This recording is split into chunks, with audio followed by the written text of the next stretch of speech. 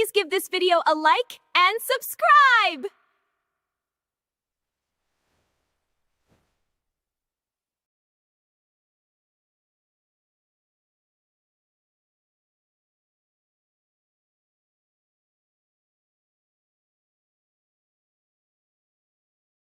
Do it. Okay.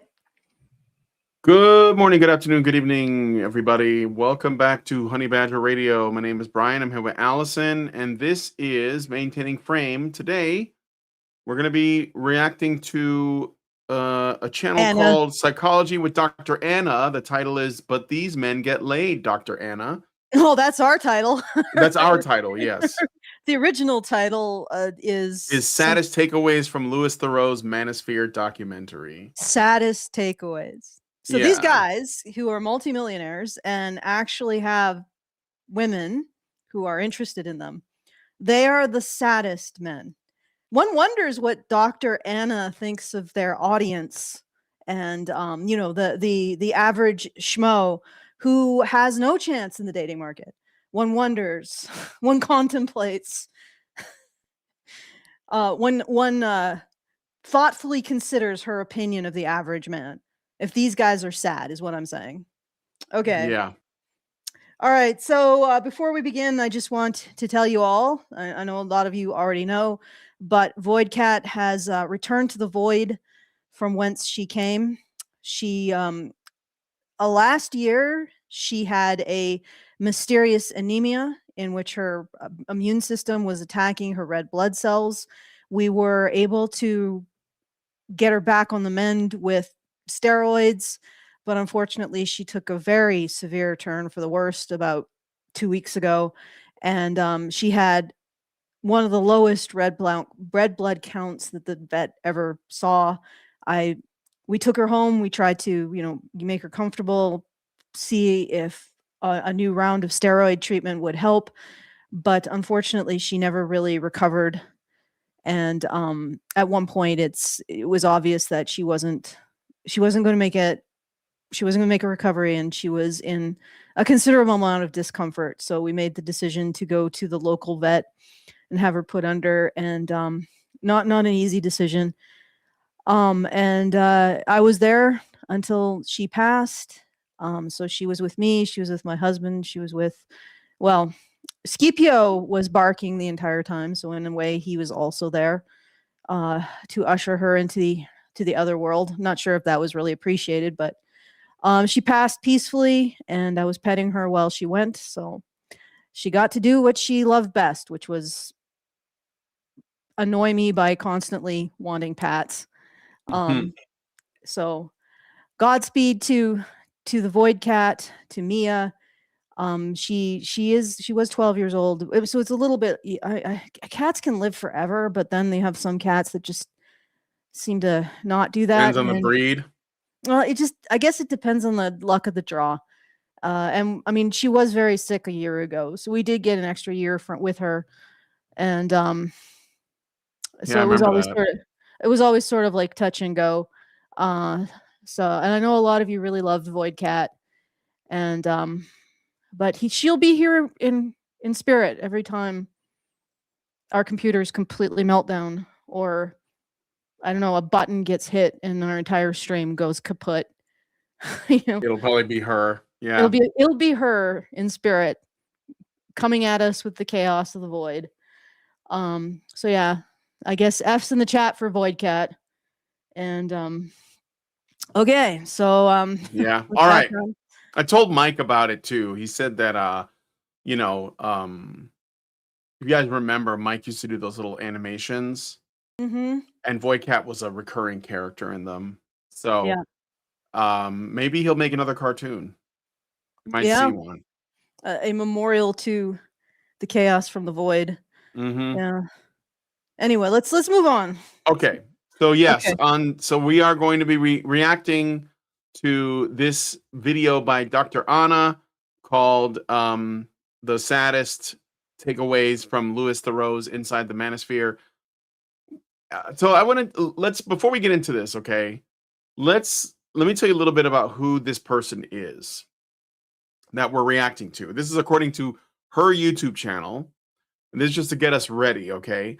So, psychology with Dr. Anna. I'm a psychology educator and fiction author with a doctorate in clinical psychology. My goal is to make evidence-based information about relationships, personality, and more accessible to the general public. Oh yeah, okay. Is that original? I think it's supposed to say, and I know I don't mean to correct somebody with a doctorate, but what it says is my goal is to make evidence-based information about relationships, personality, and more accessible to the general public. So that's what it should say. I think that's how it should read. Okay. This channel is for informational and entertainment purposes only. It does not substitute therapy or constitute a therapist-client relationship. If you are having a crisis, call your local crisis hotline. My videos are general and not specific to your unique case. Please do not contact me for advice. Comments and emails are largely handled by a manager, not myself. If you are a former client, I cannot engage with you on this platform due to confidentiality. But anyway, so she is a YouTube psychologist, basically, that makes videos. And this is evidence-based. I'm guessing it doesn't even touch endocrinology in passing or evolved traits in passing. But you know, I'm sure there's going to be, I'm sure she doesn't use Cosmo polls and Twitter Twitter surveys. I'm sure that this, you know, this is my first time encountering her. I've read some of the comments by you guys saying that she's a misandrist. So like I'll be finding out. I'll be delving into this mystery anew, like completely fresh. This is Allison's blind playthrough of this. Yeah, blind playthrough of Dr. Anna. But I do love her smirk, you know, because that really says caring professional. A duper's delight smirk as she roasts a bunch of men who are basically where they're at because there is a lot of desperation and a sense of hopelessness among men that these guys could actually monetize by presenting like a living vicariously through their lifestyle, let's say. Like, but we're not going to address that. We're not going to address what constructed these men. We're just going to point and laugh like they're a freak show. That's my guess. I mean, I could be completely wrong. But, you know, again, if these guys who are multimillionaires who have women are a freak show that we're pointing and laughing at, one wonders what the average dude is in Dr. Anna's mind. One wonders. Okay, let's find out. All right, before we do the things, before we start, you should do the things. Yes, I should do the things. Sorry, I got thrown off. All right, so the monthly fundraiser is live at feedthebadger.com/support. And our general attitude towards supporting men is maybe stop telling them that they're trash and they do everything wrong, and maybe appreciate what men and men's psychology does for society. Maybe that'll improve the men's mental health. I don't know. It's worth a try, you know? So anyway, if that appeals to you, then go to feedthebadger.com/support and support our message. And if you want to send us a message and tell me how I'm a subhuman, because I believe that, you can do so at feedthebadger.com/justtip. Don't laugh. People have who actually despise us have sent me messages, paid to send me messages. Well, I don't know, despise is a strong word.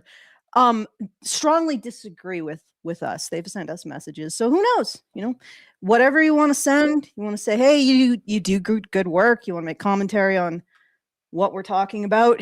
You want to give an F for Voidcat. Go to feedthebadger.com/justtip and put a few shekels in the hat for us and whatever you want to send us that you want us to address. All right, let's all right. So I'm gonna start with the intro. So I'm gonna let her set the stage. Sounds like an excellent plan. British journalist Louis Theroux recently made a documentary about the Manosphere, a cluster of men who create online content for boys and other men, where they teach them how to be masculine and how to treat women. He put masculine in quotes. I don't know if you saw that. What was that, Allison? Well, I'm looking at her books. What?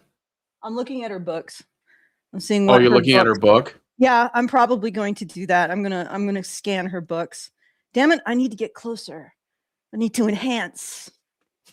You know, like Blade Runner enhanced. A song at Dead Man's Cove, it says, or cave. Oh, a song at Dead Man's Cave. I'm gonna find out what that is. Just give me a second. I got to pull up my assistant. Keep going. All right, let's keep going. I watched it and I had a few thoughts, specifically on the way that poverty, trauma, and social media algorithms encourage unethical behavior, on the ways in which we're failing young men who don't have positive role models, and on the fact that a lot of these content creators are putting on a facade. They're not who they say they are, but they're creating an entire generation of men who will believe the fucked up things they say. Let's talk. Wait a second. They aren't who they say they are? Okay, so He said, wait, I should like listen to that again because it's a little bit confusing. I want to make sure we hear that right. Creating an entire generation of men who will believe the fucked up things they say. Let's talk about it. Oh, that they're having an influence. So basically what she's saying is that the Manosphere guys presented his documentary. Oh, that's her book. It's her book? Uh-huh. Yeah, it makes sense. He's saying that the Manosphere men featured in the documentary may not believe the things that they preach, but that they're having an influence over men who will believe it. That's what she's saying. So, and what are these men preaching that's so egregious? They're the Manosphere. Okay, so that's the intro. Yeah. So she gets into like this thing about materialism and like how these guys are selling a materialistic lifestyle and that's bad, even though again they're just doing what they think women want. But that's not a problem that women want it, I guess. So but it's sort of like a way to sort of discredit them. But then she gets into, why would you break pentameter in your title? It's awkward. Why would you what? Why would you break? I think it's called pentameter. It's it's like the usual cadence of how English works. It's a line of verse consisting of 5 metrical feet. What the hell? Iambic pentameter is the opening passage of Shakespeare's Romeo and Juliet. 2 households, both alike in dignity in fair Verona, where we lay our scene. From ancient grudge break to new mutiny, where civil blood makes civil hands unclean. You see that has a rhythm that allows you to say it. Yeah. And it just trips off the tongue. A song of Dead Men's Cove. A song of Dead Men's Cove just doesn't have the same rhythm. Anyway, continue. Okay. So I'm gonna jump. So anyway, she goes into this thing about how the Manosphere is, featured in the documentary, is basically just like materialistic, right? They're showing their cars and their pools and their yachts and this stuff, and she's like, oh, it's just kind of shallow. But she doesn't really, and this is the thing that I find is funny, is she doesn't really say anything about how, they're just doing what they think women want. Like that's literally the brand. Like I'm going to get the things that I think women want. And then, yeah, that might be materialistic, but it works on women. So like, is that not an issue? But anyway, I'm going to jump ahead to, of course, she'd say something like, well, that's not how I work. I'm going to jump ahead to where she talks about objectification. So I think that's like right here, and envy too. 4 minutes. So like right here, I think. You guys have no idea how many sponsors I've turned down simply because they were like not ethical. No, she's basically saying that like she doesn't work with sponsors that are unethical. Okay, what do they do? Of poverty. Oh, let me go back a little bit. Oh, sorry. Is she an alleged commie? So like I saw like one of her other videos, but it wasn't about men, and it was a while ago. I didn't get any commie red flags, but I do think that like she is a woman, so there's a little bit of that, just sort of like in nature, like we should take care of people.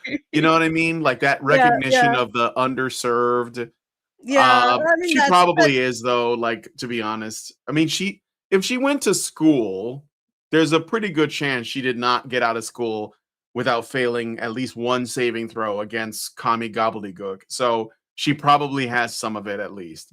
But let's hear it from here. Okay. These men choose to take the money at the cost of their integrity, especially if they have a history of poverty trauma where they don't ever want to be in that position again. But this is not just something that content creators need to take responsibility for, because at the end of the day, it's caused by algorithms that all of us use. If we want ethical content creators, we need to change the way algorithms work by not constantly just craving negativity, by consuming ethical content that leaves the world a better place rather than a worse place, by supporting content creators outside of algorithms, like signing up for their newsletters, by not engaging with outrage farming where people are just saying the most outrageous things they can think of because attention brings them money, or by engaging in more positive content, you know, like giving a like, leaving a comment when somebody is like just doing something lovely, like, I don't know, making a video of like gardening where it's like, okay, I don't feel. I'm sorry, that got a little rambly. People who make wholesome content do really well on YouTube as well, so I don't know what she's getting at. But I think that what she's trying to do is basically say there shouldn't be mean people online, and if anyone is popular but also mean, then that's the fault of not just those people or the people that watch them, but like the system. And so the system has to get arrested and, you know, put into sensitivity training or something. So it's just kind of a pointless thing, but that's not what I wanted to get at. I'm trying to get to something else. Okay, well, that's fine. At least it lays the groundwork of her thinking. I'm sorry, what? I mean, it lays the groundwork of the kind of thinking we're dealing with.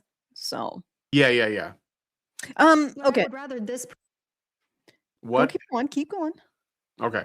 Person succeed on the algorithms versus somebody who's just constantly shitting on other people. And it's kind of sad that, like, for people who are very outrageous, who are outrage farming a lot, they can say the worst things in the world with no repercussions, actually more rewards, because again, we live in an attention economy. Whereas the standards are so much higher for moral people, because if you build an audience based on moral behavior, that audience is more likely to.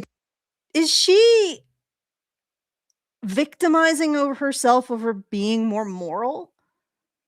Yeah, I think so. Although I think her channel is pretty decent in size. So, Yeah. you know, does that mean that she's also outrage farming? Like, well, I mean, people have called her a misandrist in the comments, so presumably it doesn't come from nowhere. And comments that is from here or the comments under comments, our video? in the comments in our chat. I In mean, our chat, yeah, sure. Our chat can substantiate spot them. I would like you guys to substantiate. her chat's completely in lockstep with her. So yeah, of course, because she's a very moral person, but probably doesn't allow dissidents because she's so moral. You see, yeah. Okay, but honestly, like, if she is, as you guys are saying, a misandrist, then 100% she sells outrage.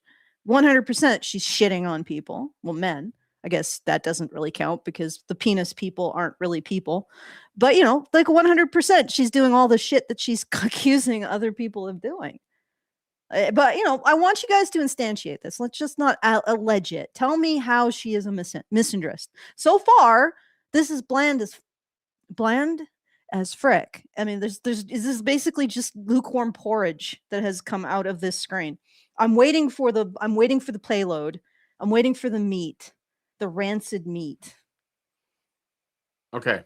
Moral than the audience of like somebody who's following like a terrible person. And if you then fuck up, even in the slightest bit, if you have you fucked up about something that previously you agreed with your audience on, you're going to get a lot more repercussions for that small thing than the person saying outrageous things ever gets. We live in a society that incentivizes immorality. Isn't that a little bit concerning? And I think this like greed.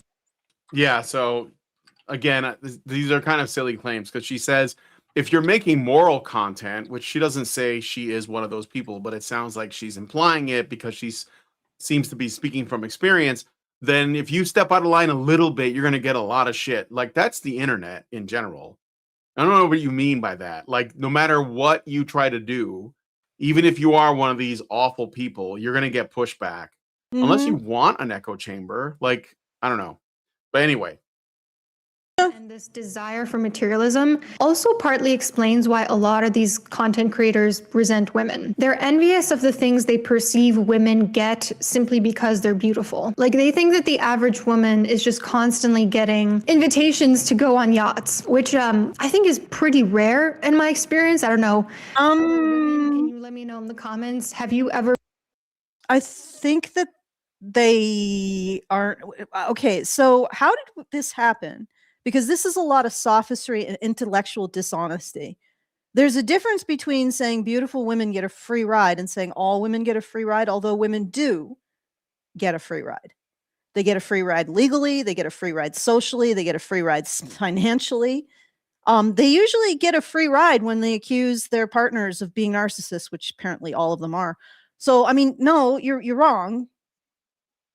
Middling women. Yeah, but Allison, don't get a free ride. you're not letting her straw man. Like, she's talking about specifically women getting invited onto yachts, not women getting like lower sentencing or, you know, No, getting but- slapped on the wrist for like Okay. raping underage boys in I their appreciate classrooms. you No. It's stealing about women getting invited to yachts. Have you been invited to a yacht? If not, then she wins and you're just a misogynist. Yeah, That's but the way this works. I don't think she's attributing to them an opinion. And I don't think they by the have. way, nobody in that movie claimed that women are always getting invited to go on yachts anyway. None of the men, not even those guys, and I don't consider those the men they featured in the Manosphere were obviously Louis Theroux was going out of his way to find the most fringe people that he could he could Willing to talk to him? appropriately misrepresent, and he even took those guys out of context in probably every case. And she didn't even look to see if there was anything else substantial about the Manosphere and chose to stick with those examples and then take the straw men that those guys already were when you take, you know, edit their clips and all that. And on top of that, even that extremely exaggerated version of those men who are a fringe already outside of the Manosphere in terms of their beliefs and stuff, even those guys never said anything about women getting invited onto yachts. Like she's literally pulling shit out of her ass and refuting it. No one said that. Yeah, that's what I'm saying. These guys didn't say that. So basically she's saying because beautiful women get significant benefits because they're beautiful, and women generally get significant benefits not having to be conscripted ever.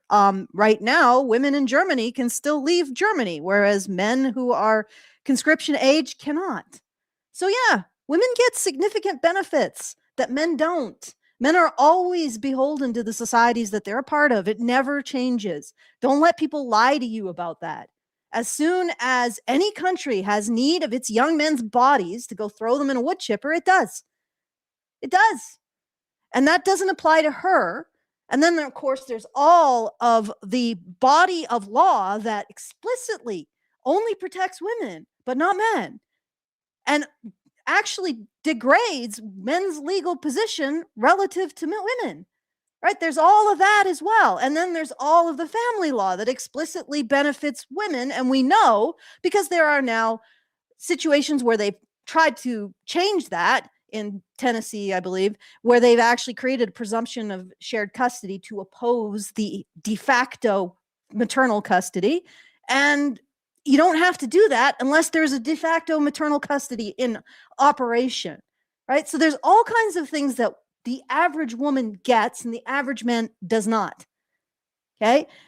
Not to mention, the average woman's identity isn't constantly under attack by a now trillion-dollar industry that is undermining men as partners, as fathers, as workers, as any possible social role in society, any possible role in society. You have a campaign to undermine men in it, right? So this is absolute bullshit from stem to stern.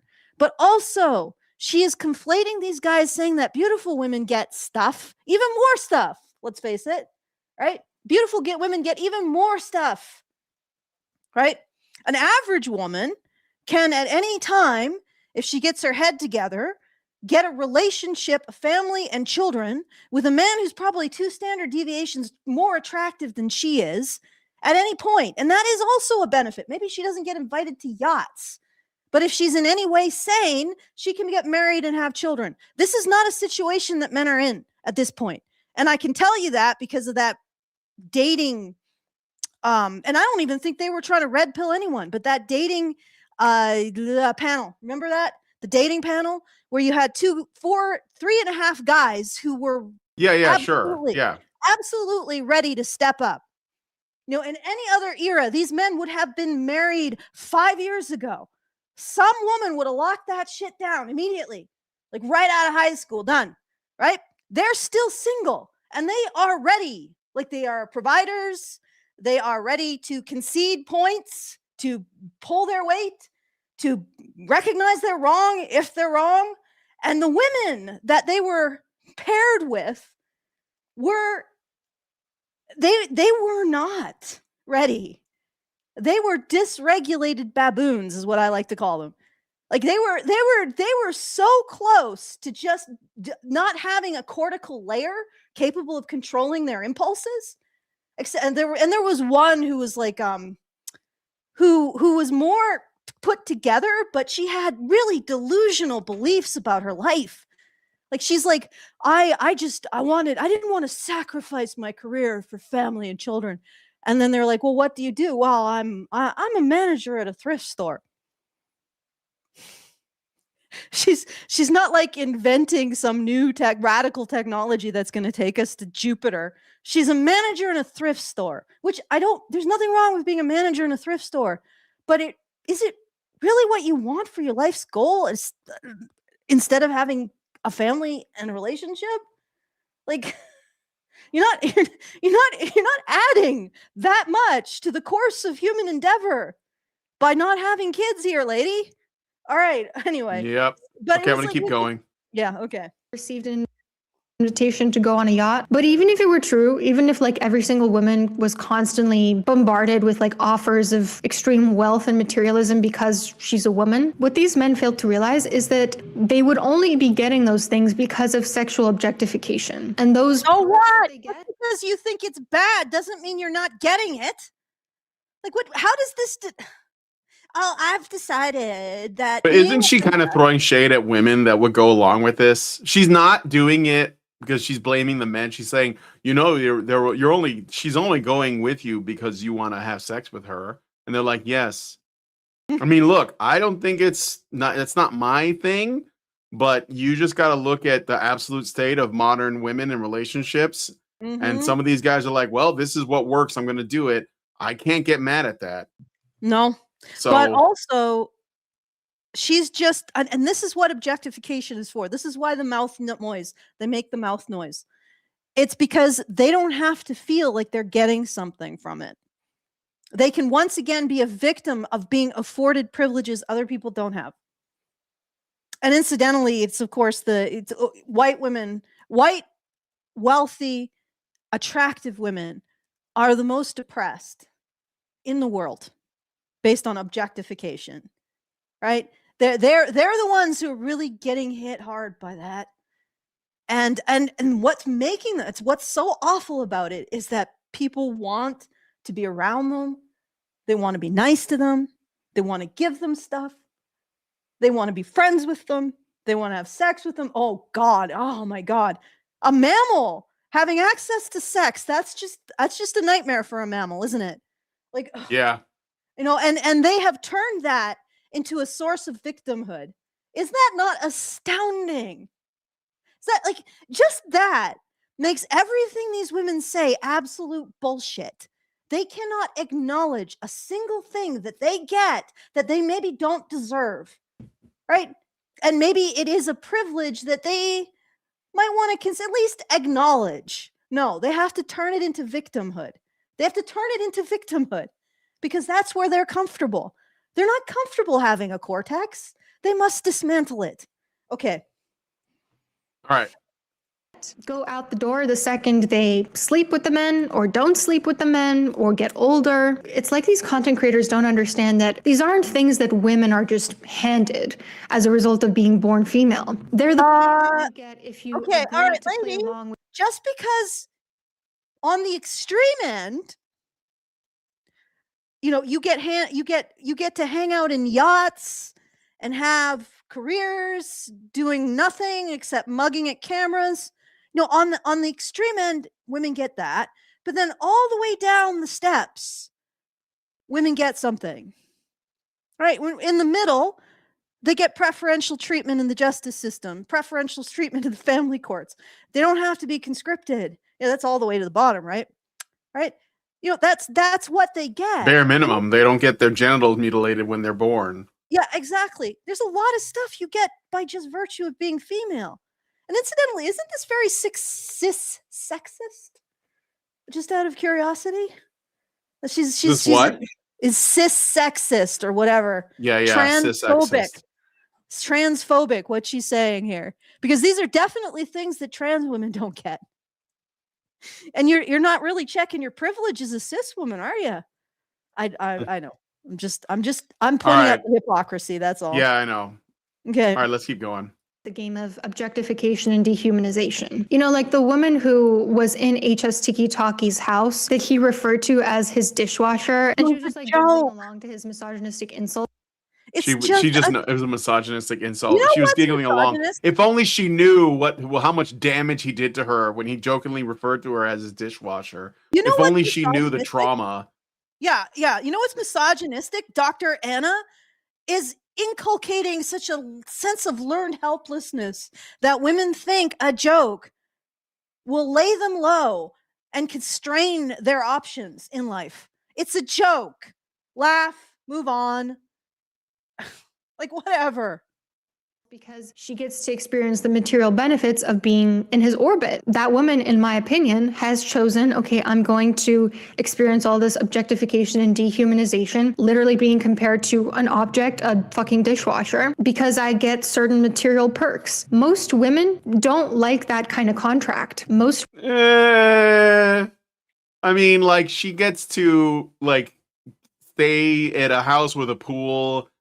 I think I don't know. I think most women are not like pick-me's.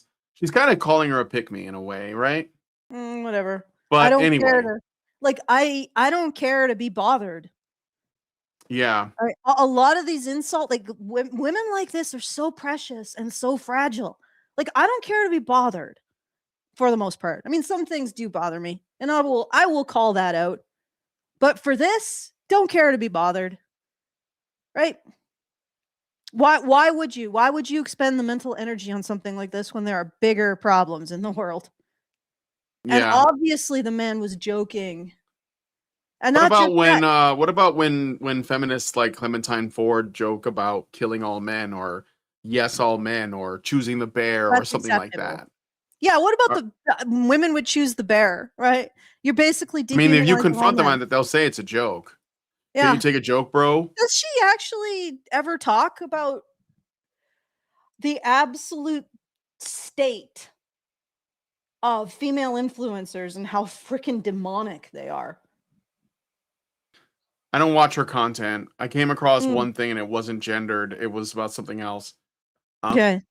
So I couldn't tell you. I'm not sure. All right, let's keep going.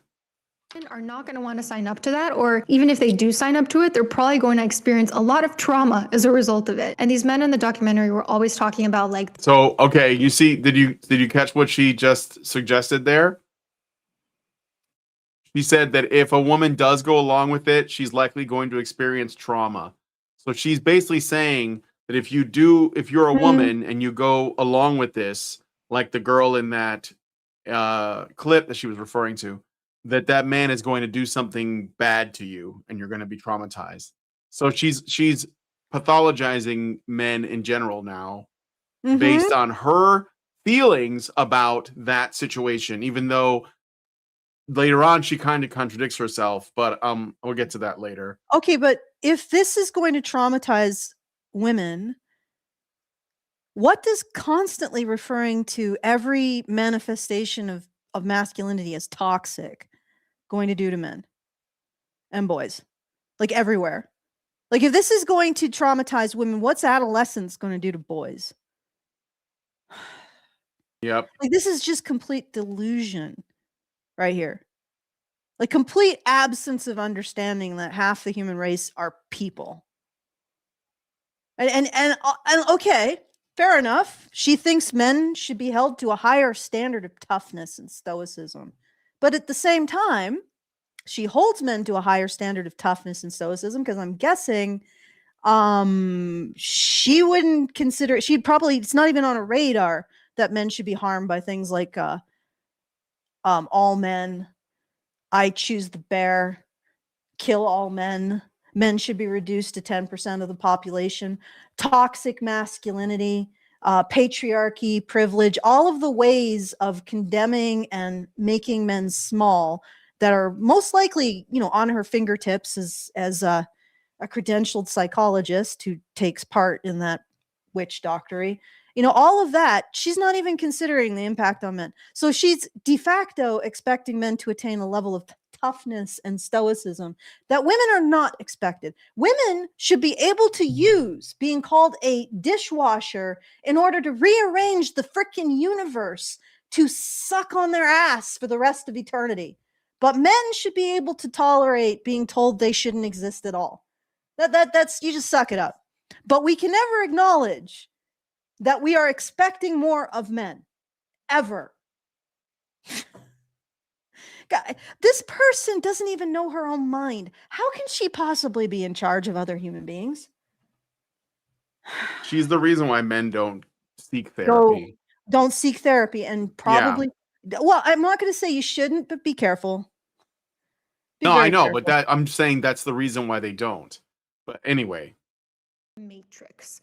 The matrix they fear that's like trying to keep you down, that's trying to keep you in poverty. But they themselves are a matrix. Louis Theroux did a great job of showing how they exploit the most vulnerable men who are looking up to them with like gambling and investment sponsors that are really shady. It's not too different from how like disenfranchised boys turn to gangs as an easy way to make good money. And then they go on and exploit other people as part of being in those gangs. And this is a good segue into my Okay, so this is where we get into the meat of it. So she brings up, remember when we watched the movie, Allison, and there were those two young guys, they're like two Latino guys, by the way, that were basically talking about how much they got out of, like Justin Waller's work. Now, I don't, we don't know the details of like how much that they're paying him or what, but all we know is that they explain their situation and like that they did not have a father in the home. And that was, and a lot of these Manosphere guys also didn't have a father in the home. I don't think that's true of Myron, but I know it is of Justin and HS Tiki-Taki for sure. But again, we're looking at a fringe of a fringe, right? Like these guys are a small fraction that Louis Theroux selected, and he even acknowledged that because in the beginning of the documentary, he says most of the Manosphere are relatively moderate podcasters and comedians, which, who knows who he's referring to. I assume Joe Rogan or something, who's not in the Manosphere, but is in the Manosphere because the media has decided it. The podcast bros, I guess, they're all Manosphere guys now. Theo Vaughn, whoever it is. Shane Gillis. But anyway, so Louis Theroux acknowledges in a sentence that you'd have to be listening to hear it, that the most of the Manosphere is not these guys, but that he chooses to make his documentary about these few fringe guys. So there's an acknowledgement that it's a fringe. And then within that fringe, you have men that are coming from fatherless or broken homes. And there should be, I don't know, from someone with a doctorate, I would think that'd be like I wonder what the common denominator is with this. And maybe there's something we can do to address this, but let's just keep going. You'll see where we're getting at. So, okay. Next point, which is that it really seems like young men and boys are craving role models. A lot of them are in pain and they're not sure. No, they're not craving role models. They're craving recognition of the unique things they contribute to society, or at the very least, recognition that they are held to higher standards than women. Because this is what I'm finding this infuriating. All right. I'm not going to speak for the average dude. But if I were in this situation where I'm being held to a higher standard than my sisters, than my wife, than my girlfriend, than any woman in my life, my female coworkers, and I'm being held to a higher standard, I have to go and clean up the vomit on the bathroom floor. I have to go lift the heavy boxes in the storeroom. No, I have to suck it up when I have to listen to misandrous jokes in the workplace. And my feelings are put on a lower shelf than the women around me. And in every circumstance, I can't complain about this. And I am forced to rearrange everything for the comfort of the women in my life. At some point, I'd be like, it's really annoying to hear that I have to be more stoic. I have to be tougher. I have to arrange myself for all the women around me. And at the same time, I am being told that they are sacrificing for me, that I am an imposition on them. Stop saying that to men and boys. Stop having a gigantic financial economic cluster, like a Death Star, constantly going after the industries that men and boys are drawn to, meaning they can't get work, right? Like Obama's infrastructure bill got scuppered. Why? Because most of the money would go to jobs for men, because those were the jobs that were lost in the financial crisis. And feminists said, oh no, you're not going to do that. Everything has to go to women, and men have to suck that up too. And they have to suck up watching women take their jobs and not do them. And I have seen this myself repeatedly. I have seen crews, like groundskeeping crews, men working, they're doing the work. And then I go past a grounds crew just randomly. I just go to the city on a random day. No particular, no reason to do with looking at ground crews. And I'm just walking through the city, walking my dog on a random day. I only go to the city like 6 times a year. And I'm walking through, I'm watching the groundskeeping crews that are men doing their job. And then I go past 3 fucking women wandering around a playground with clipboards. And then they're just sitting on the play structures. They're swinging back and forth. They're going up, 3 of them going up a slide and looking at bolts or something. And then they're sitting down in the picnic and having another talk about whatever it is. I'm like, this is it. You are giving men's jobs to women, and women aren't even doing them. And it's infuriating. And I'm tired of being like, oh, well, maybe. No, this is what I see. This is what I see. Women don't want to do the jobs. They don't do the jobs, right? They want to get paid for it, and then they want to have chats with their coworkers. How is it even possible that one day out of 6 in a year that I decide to go walk through a city, I see this, like multiple male crews doing their job, and then a bunch of women just sitting down at a picnic table talking. How is that possible? Unless this is something that is actually happening. And I'm just noticing because I have the cortical structures to notice. I am a noticer. All right. Let's keep going. All right, let's keep going. For men that they can find strength in. A lot of these guys in the manosphere position themselves as like coaches that will teach men how to be men. HS Tiki Talkie said, I coach boys how to be boys. I'm going to say bitch. Did you chose that thumbnail. Why did you choose yourself smirking? Does that say that you're going to give men a fair run? And also, these men, they came from somewhere. They came from the absolute destruction of the average man. The average man's work prospects, because our society has decided it can survive without lean mass. And what I mean by lean mass is an effective military, an effective industrial sector, an effective infrastructure sector, and an effective commodities, so mining, refining sector. We've decided we don't need that shit. We can offshore it, and everybody can be a ballless bureaucrat or a harem girl.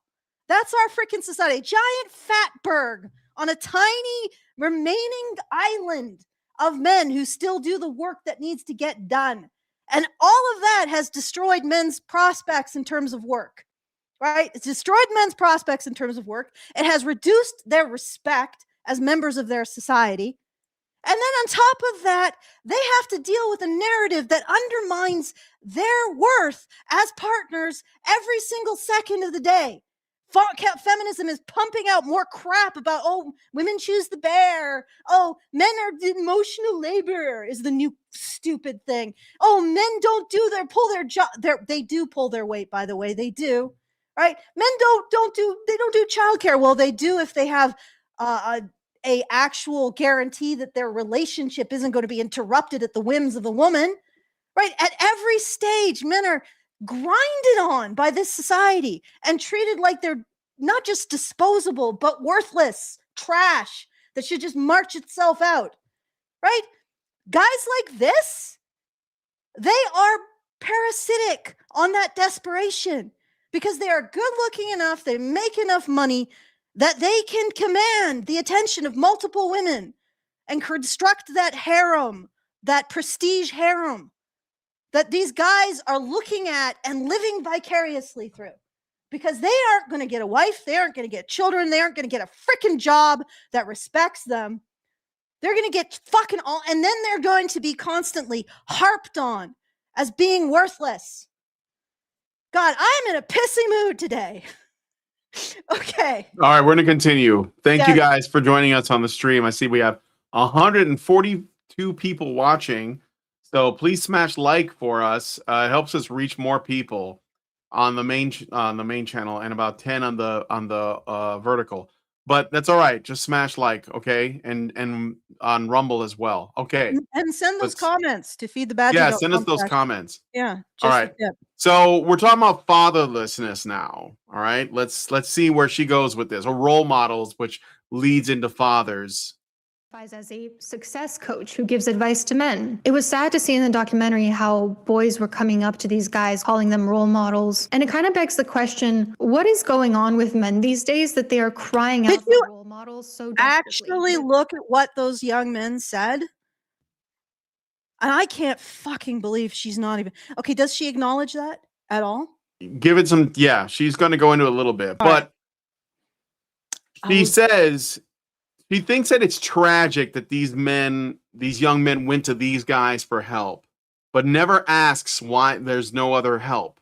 There was like nowhere else for them to go. Doesn't even think about that. Well, why don't they go to a teacher? Well, I don't know. Maybe because the teachers are like not going to help them. Like they're their enemy. I don't know. Well, let's keep going. They'll turn to these like clearly immoral men for that type of leadership. Yeah, but they're not. This a little bit. They're not in, like, where are you standing to say that they're immoral? Because from where I'm standing, you are immoral. And the entire edifice of what you represent is immoral. What you represent is the marginalization of masculinity, saying that men aren't valuable to society by virtue of who they are and what they do. That's immoral. That is profoundly immoral, especially since now all of these Western nations are making grumblings about conscription. You've spent how many years saying that women can do anything a man can do, but apparently not die in a trench? That is immoral. So where does she get... So even though these guys are sketch, in my opinion, and I think that they are actually parasitic on the problem, they aren't actually solving anything. The fact that they say to young men, hey, you can actually make your life better and you are worthy of doing so, makes them, several shades lighter. It's like black versus gray. These guys are gray. You are black, Anna. Black, black, black. Coal black in your coal black heart. So, wow, is that Hex1 on Rumble gifted 5 subscriptions. I'm not sure like what that is, but thank you, Hex, and that's awesome. On Rumble, 5s. I don't know how that works. I don't know anything about gifting subscription. Maybe somebody can help me out with that. I'm curious because I don't know how it works. But thank you, I assume, Hex1. He said should be about $20 to $25. So I guess it's like support. Okay, so yeah, appreciate the support. Okay. No matter how fast. Yeah, let's get, because this is where the meat of it is, because again, this woman is supposed to be a clinical psychologist, right? And these are the people that insist that men have to go to them for their problems, right? Now, women already do that, and it hasn't really worked out for them either, by the way. But they insist that men should be going to them. So let's see how she's going to sell this. Am I Yep. like? I mean, I could be completely off base here. Like, I'm saying that she's got a black heart, and I'm just saying that mostly based on the smirk that she had while dealing with this, which completely contradicts the idea that she's so sympathetic or pitying or whatever it is that this is sad. Well, why are you smirking? Like, why are you smirking like you're getting one over on someone? Right? Why are you looking like you're a cheat? So I'm on the basis of that, and also the fact that she's bringing up male role models, but not why men feel like they're being told they're worthless, particularly when they are indeed being told they're worthless. Like, it's amazing. I remember there was this headline where these I guess feminist researchers were like, boys seem to be damaged. And I'm like, yes, you damaged them. You even said that you were going to do so. Oh, they appear to be damaged. Yes. It's like after the headline of how do we damage boys more? They have the headline of boys appear to be damaged. It's like they forget. They have no memory of what they just did. Okay, let's keep going. Sorry. All right, let's keep going. Two of the fans that came up to one of the guys he was interviewing. One of them talked about how he was homeless recently and crying himself to sleep. And his role model in the Manosphere helped him gain, it sounded like, an internal locus of control and find the strength and the hope to sort of pull himself out of that situation. At some point, we people who care about mental health must reckon with the reality that a lot of men are craving this type of motivation. That a lot of men maybe don't relate to the like gentler, more validating form of motivation that can be quite common with it's not gentle. It's not fucking gentle. Coming from a presumption that the way that men interact with society and the way that men be and do is wrong is not gentle. A struggle session isn't gentle. Like, okay, whatever. Yeah. I don't think I don't think that men have a problem with guys smiley. Not guy smile. No, yeah. Again, she's trying to, because let's just keep going. Speak, and if they don't find that tough love motivation anywhere else, they're gonna find it from really problematic and exploitative. Okay, stop again. Wait, probably the kindest, gentlest man who recognizes the issues men face is Warren Farrell. Mm-hmm. The dude is like a quilt and a hot cocoa with hot marshmallows. Yeah, do you guys remember in The Simpsons, there was this one episode where Ned Flanders offered Bart a cocoa and Bart said no, and he's like, well, I'll just make it and put it on your windowsill. And it was like this perfect hot cocoa with like cinnamon and like roasted marshmallow. I love that. It cracks me up when Ned Flanders made it for Bart. But anyway, sorry, showing my age a bit. He is the embodiment of a hot cocoa and a freaking quilt and some, like, I don't know, atmospheric music. Campfire? No, not like a fireplace. You know? Yeah, a fireplace. Yeah.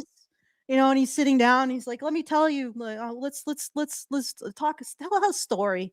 You know, I'll meet you where you are." Gentlest. I met him and I talked to him a little bit, and I asked him because he was, pretty old, but he looks good for his age, and he said that he does a lot of yoga. So that's Warren Farrell does yoga at like 70 something. The Mr. Rogers of the men's. Nobody would say that he's not a man. Like nobody would say that. But, but anyway, go ahead. But also, these people have drummed him out. So when she says, "Oh, men just don't want gentleness," bullshit. Even when it's gentle, you don't want to hear the truth. That's what I think men want, is the truth. And want to stop being lied to their face. And even a gentleman like Warren Farrell, who gently tells you the truth, gets the Harridan treatment. So bullshit. Yeah, because gentleness, when these people say it, it doesn't mean truth. It means validation and comfort. It's it like means nuance. security, not truth. Truth is love, right? It is. Like telling somebody the truth is like, especially because you're trying to save them from themselves. That's what love is. Telling somebody what they want to hear because it makes them happy and gives them the good feels. That's not love. That's you being nice to protect yourself. Okay. Mm-hmm. All right, let's hear it. Let's hear. All right. People get mad at me because I really value internal locus of control. I really value people, taking responsibility. Okay, wait a second. Even if you value Here it comes. locus of control, and yet you're telling a woman only for men, Allison. Oh yeah, of course. What am I thinking? You're telling a woman to be offended at a joke that she didn't find offensive, so she found it funny, right? She laughed at it, and you want her to become a victim of it. And then you also want women to become a victim of the benefits they get from looking good. You don't know your own mind. You don't understand what internal locus of control means. But let's hear it. There are environmental issues going on that are outside of their control, but I am never going to stop preaching the importance of that, because a lot of people seek that type of empowerment. A lot of people feel really powerless in the world, and they need something to help them feel more powerful. They need the hope. They need the motivation. They need okay. You need feel. Men aren't going to be saved, lady. This is something I have to deal with because I would actually like to see. I'd like to see services for men. I'd like to see abused men have a place to go. I'd like to see hotlines that actually deal with men's issues fairly and on their face. I'd like to see an expectation of shared custody so that men don't lose to their children. But I know that that's not going to happen, right? I'd like to see fairness in the courts so men don't have to always play a defensive game when they're always with women, right? I'd like to see that stuff. Not going to happen. So it's not a matter of, people feel like there's certain unbelievable attitude she has. Oh, these people, they want to feel like they have control in their bitch. Their only source of getting anything done, because nobody's coming to save them, is themselves, right? And you would understand this if you even had the least amount of understanding of men's issues and how much power it takes out of men's lives. And that the only thing you can do, you can't say, well, go to this abused man shelter. Doesn't exist. Go to this hotline that'll help. Doesn't exist. Well, go to the cops. They're not going to take your side. They're more likely to arrest you. So you have to take responsibility. And it's a situation where there is no alternative. You have to record everything. You have to make sure you write it down. You have to keep a diary. You have to keep a recorder on you at all times. You have to film. Right? You have to get your friends to help you out so that she can't make a false accusation against you. You have to do these things as a man because nobody's coming to save you. So this bullshit about, they feel better. They feel better. It makes them feel better when they have control. Nobody's saving them, lady. This is such a position of incredible entitlement. It has such delusion. And how can she be considered an authority on anyone who is male if she has no understanding of the situation they are in, to the point where she thinks for men, doing it for yourself is an option that just makes you feel good. Like it's just an option that makes you feel good, right?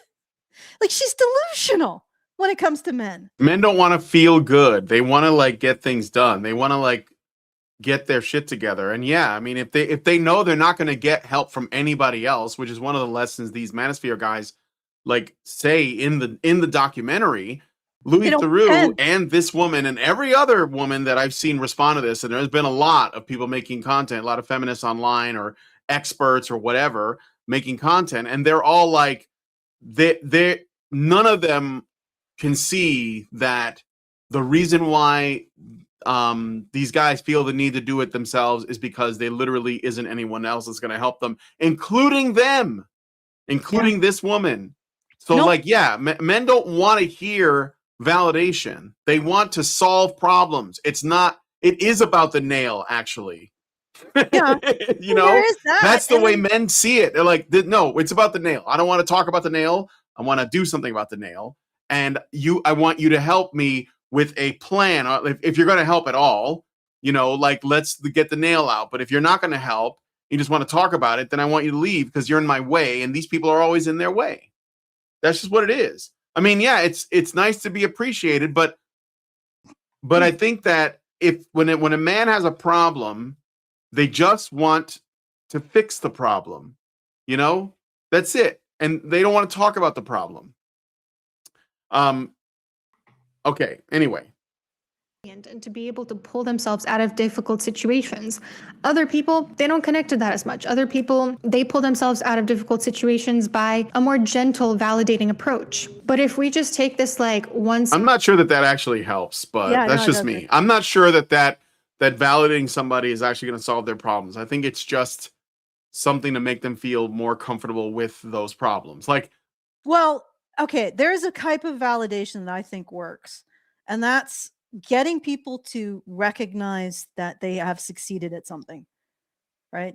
Even if it's small, because when people are really depressed, particularly men, it's like you and this is what I think that the Jordan Peterson is clean your room. It's not just cleaning your room, it's acknowledging you have done it. Right. And it's saying, yeah, I am capable of this. I'm capable of making the world a clean up little your bit room. better, a little bit better through my actions. And I'm going to recognize that. And I think that's like that moment of recognition is really critical. I'm not sure if it's validation because it's not saying, oh, you're a wonderful person as you are. It's simply recognizing that you're capable of making the world better through your choices. Right. And sitting with that and accepting that and allowing that to inform your opinion of yourself. But it's not like you can't, I don't think that like validation, I don't think doesn't, I know that Prim Reaper does use a positive regard. But I'm not sure if she applies it as validation like this. Right. So, well, I think it depends on where we're starting from, because like yeah, you could, like, men might need somebody to give them the encouragement to feel like doing they're something capable of it. about Yeah. their situation is worth doing. But Yes. once you get out of that level, it's time to start doing something. And I think men are far more interested in, you know, like, actionable steps to address problems. And when I say that there could be the dark side of what you just said, so I think that that's true. But there is the dark side of that is where what I see in terms of like the way people address the difficulties in our life. So you have one group of people that says, I have to change myself so that I can, like, you know, live better or address whatever, right?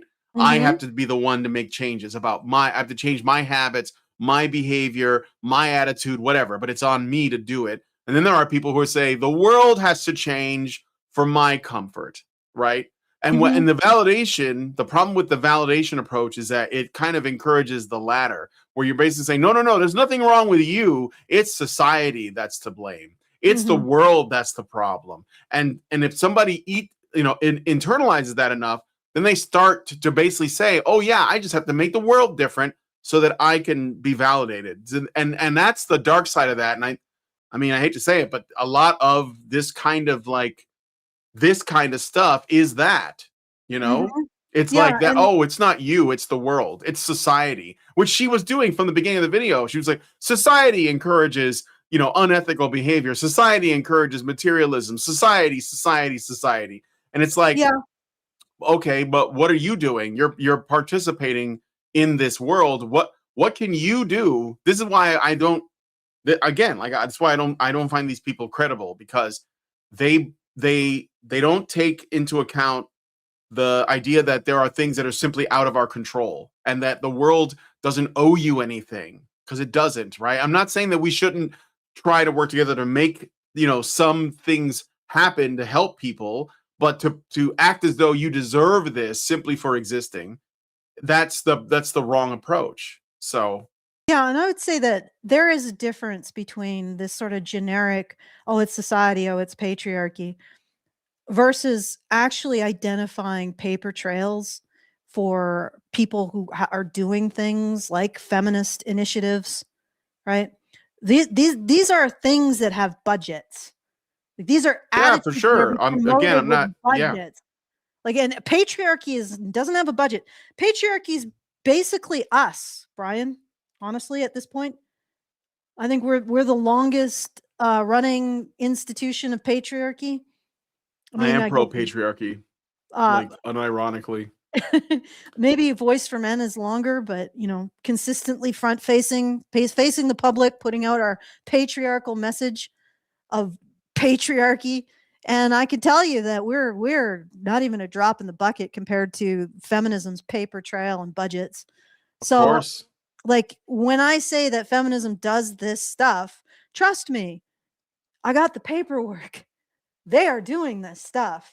And it's not the patriarchy. It's not society. It's not, what was the kyriarchy? Whatever the hell that was. Kyriarchy. That was the intersectional patriarchy. Yeah. That never. But now they just sort of dropped it and they just went back to patriarchy again. So.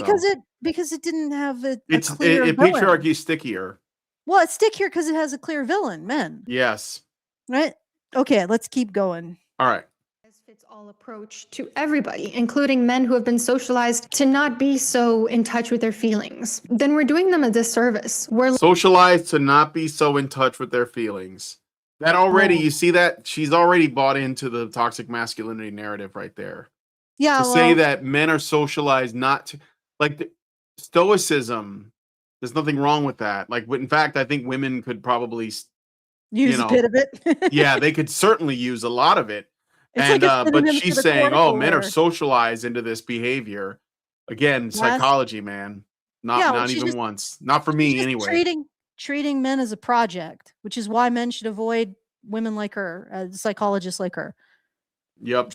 Validation for women, but men are a project. Men don't know how to get in contact with their feelings. Men need to be fixed. Corrected. Yeah, they need to be fixed. Like that's not treating your patients as clients. It's treating them as lab animals, ladies. Also, it's crazy that you work in mental health and you don't understand the way men's brains work. No, that's the other thing. It's like, could you take a little bit of work into the actual biology of sex differences? Like there are differences in how men behave and interact with their environment and experience their bonds with others. And what you're saying is that's illegitimate. It's like looking at a dog and saying dogs should only have 2 legs. Let's remove 2 of them. And then you're saying, "Oh, I'm fixing dogs. I'm fixing them." That's sick. That's why I say coal black heart. Because not only is she promoting this idea that men need to be fixed, rather than things need to be gotten off of men's backs, right? Not only is she promoting that, she will never stop and say, hey, maybe I'm wrong. Maybe men are legitimate. Like, after all, men evolved over millions of years. Perhaps they are a legitimate form of being that doesn't not constantly need control freak oversight over how they do things. All right. Letting them walk straight into the hands of the manosphere. I did think it was into the hands of the manosphere, into our clutches. Again, these guys were looking for help. The manosphere had help offered to them, or at least these particular guys. And I think that they can be kind of scammy and sketchy. But again, how did we get here? Like, why don't you ask the question? How did we get to the point where you had men who didn't have fathers in their life, and they were, homeless and struggling financially, and they were looking for something, and the manosphere came to them and offered them help, and you're saying, why did you go to those guys? Weren't you perfectly fine being homeless, depressed, and alone with no dad? Weren't you fine with that? Why did you go to those people? Maybe because how did we get here, Anna? How did we get here? That's the question you should be asking. But you're not going to ask that question because it might make you look bad. It might make you look bad. Anyway. Well, maybe they don't want to go to people who, they want to go to the ones who say that, dogs' purpose is bitches and bones, and not the ones that want to cut off their front legs and have them hobble around. Like Yep. it, like this is the thing. It's because you don't give them anything. You don't give them what they need to even live up to the expectations you place on men, Anna. Because you are placing expectations on men. You place the expectation that women be victimized by being called dishwashers, but men should just be able to suck it up when they're called a vestigial organ of human existence that should just be cut away from. Like that's men should just suck that up, but women should be laid low by being called a dishwasher, right? That is an expectation you place on men, Anna, and without acknowledging that you're doing so. And then complaining that, oh, why aren't men getting in touch with their feelings?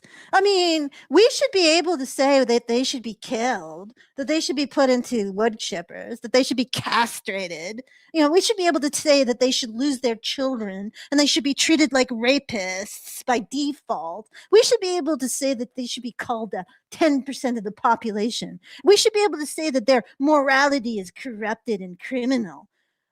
But why can't they get in touch with their emotions?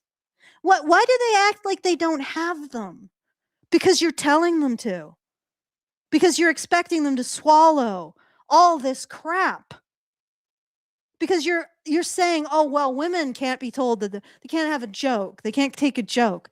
But men should take all of this crap and swallow it. What do you think? What kind of pressure do you think that puts on men, Anna? What do you think? What kind of pressure does it put on their emotions? Do you really want men to start expressing the emotions that you're making them feel with your fucking feminist psychology? Okay, I think I'm just really pissed today. Yeah. I got a super chat from Albatross, gives us $5 and says, you should share this to her to see how she reacts. Laugh emojis. Probably will ignore us because we're too small. We're beneath their notice. Yeah, but okay. She's not materialistic though. She's not about clout. Yeah, you're right. She's ethical. She's not doing this for clout reasons, guys. She's like one of the good people. There very few of them left, you know. She is definitely one of them though. Okay, let's keep going.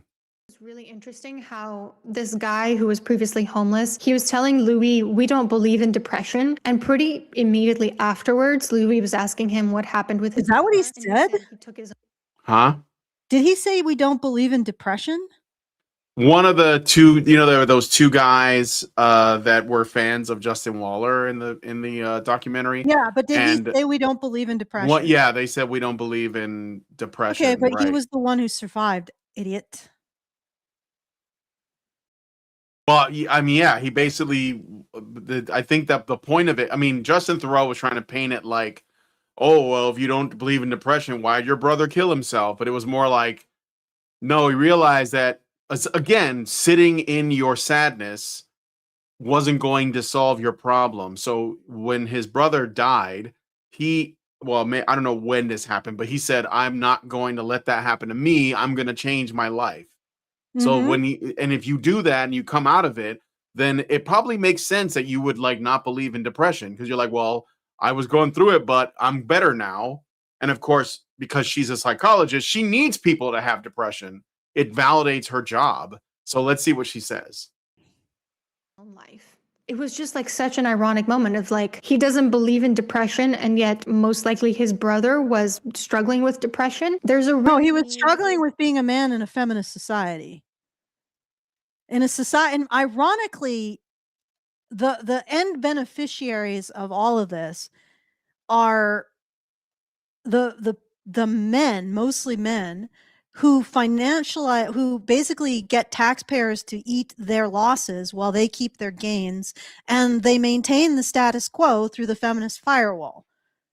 Right. And this is a little bit difficult to explain, but basically you can't complain about this situation because all complaints have to route through feminism and feminist orthodoxy, which neutralizes all potential complaints. And that's why we now live in a society where CEOs make like 300 to 600 times more than the average worker, thanks to women like this, giving them that firewall. And again, this isn't a complaint about business. This is a complaint about business and government in bed together. which is what feminism has constructed. Thank you, feminism. And yeah, if you're interested in me laying that out, you can join us at badgernation.online and read my Allison's Thoughts channel, where I lay all of this out and explain it. It's a little bit difficult to do it with words while my brain is squirreling all over the place. But anyway, what was he saying? Yeah, his brother is a victim of a feminist society that says that masculinity is worthless. Right? There's no benefit to men. Okay, and clearly he didn't seek out enough feminism. Yeah, clearly that's the problem. That's why he killed himself. He didn't do enough feminism right. The idea that the guy who survived says, I don't believe in depression, and you're saying, well, that's ironic. Yeah, but he was the one who survived. Maybe his brother believed in depression. His brother believed that he was, instead of having an external force on him, he had an internal problem. That the only solution was apparently going to a feminist or a feminist inflected, because basically, unless they have their shingle out and they say that they are, pro-male in some way, they likely are informed by the American Psychology Association's guidelines on treating men, which is basically men are a problem that need to be fixed. And masculinity is a precursor to mental health issues. Like literally, it's a precursor. Right? Men who have masculinity are like, they're pre-diabetic. They're engaging in the behaviors that are going to make them sick. So you need to stop that. You go to a psychologist as a man, and the psychologist is going to say, you need to stop your masculine behaviors before they make you sick. That flows right that's out. Exactly right. That flows right out of the APA's guidelines on treating men and boys. Right? So you're telling him, okay, you have a disease, and the solution is to go talk to people who are going to tell you that you need to be fixed. And this dude who survived said, fuck that. No, I don't have a disease. I'm in a society that is targeting me and my mental health and well-being. And I'm going to acknowledge that, and I'm going to fight against it. And he survived. And now you're saying, oh, isn't that ironic that he avoided the poison that killed his brother? I don't think you understand the word. Okay. All right, let's keep going. Or men who have been socialized to not care about feelings to better understand mental health struggles. But if we only use acceptable forms of motivation or certain language that doesn't appeal to them, we're just going to push them away, and they're never going to learn about mental struggles. It's sad because these guys, they seemed like nice guys, and they were talking about a matrix without realizing that they're actually the ones being pulled into one. As to the question of why I'm not in the blue pill world. You're in the blue pilled world. About to be pulled into the matrix. You should just come back over here where we respect women and just do that until it kills you. That's the way it should be. Yeah, and the funny thing is that respect women actually means we're going to expect way more from men, right? But men can't acknowledge the fact that more is expected of them. And we can't acknowledge that. And what we're going to do is we're going to expect way more from men, and we're going to pretend like women are making the sacrifices. And then when that kills men, it kills them. The sheer amount of mental pressure that puts on men kills some of them. The guys who are like, nope, I don't want any part of that. I'm not gonna take part in that. I'm gonna walk away from that. Those are the ones, I guess she's saying, come back to the matrix. No, she's saying they're always talking about the Matrix, but they're the ones in the Matrix. And it's like, I mean, did you even try to learn what that meant?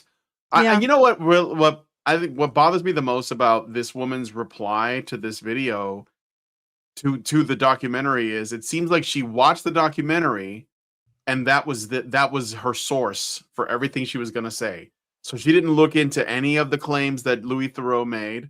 She didn't look into any of these people's, what their side of the story is. She just took the documentary as gospel and then said, this is the reality, and I'm going to respond to this, and I'm going to give my high-minded opinion about how things should be based on Louis Theroux's carefully edited, documentary. And also later in the video, she admits that he's a gotcha journalist. She admits that. She says this is what he does, and also sort of says, and it's weird they don't trust him. It's like, yeah, but that's what he does. You just said that. And then and you're taking what he did as a known gotcha journalist whose job it is essentially to create the most inflammatory version of reality, and you're responding to it like it's just reality. Mm-hmm. Like it's wild because you're, anyway, so like this is her she just doesn't what go ahead. I'm sorry. Well, I mean, it's like, okay, you got two brothers, one died, one didn't. And the one that didn't interacted with the manosphere, and she's not taking any lesson from that. No lesson to be had there. We're going to ignore that. We're going to be like, no, there's no lesson. No, again, and you're a psychologist, right? Mm-hmm. Okay, let's you work with people. You work with people. Is there anything she doesn't. I don't think she does it anymore. Somebody in the chat said that she quit after a year and decided to become a writer, but she gets to put doctor next to her name, so Okay, so this book, she decided to become a writer. Her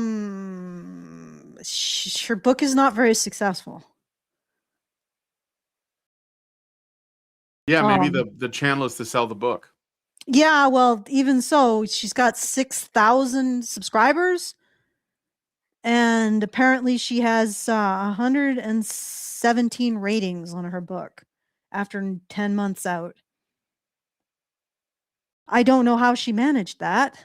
How do you manage to have 600,000 subscribers? And, if she got 117 ratings, probably a couple hundred people bought her book. How do you fail that badly? I mean, if she had like a subscribers, like 2,000 subscribers, it might make sense. But don't you think that even her even if like 1% of her subscribers went and bought her book, that would be like 6,000 people, and it's obvious that didn't happen. So, doesn't sound like being a writer was a good idea.